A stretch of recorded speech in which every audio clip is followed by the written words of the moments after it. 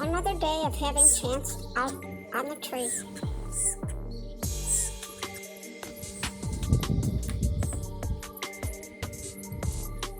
I think the other day he ate an ant.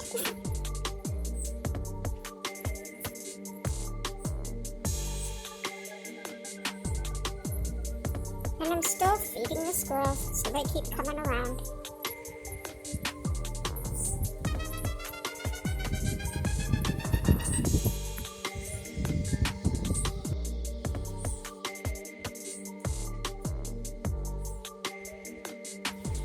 Last night, he never came down the tree, and I could not find him.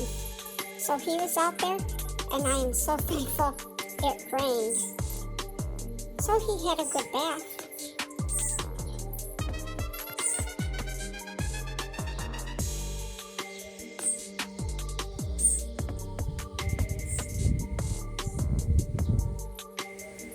Just for a chance, I brought the nest up. I climbed up and I put it up there hoping he would go over to the nest and could make himself a home. My only other hope is the parents will see it.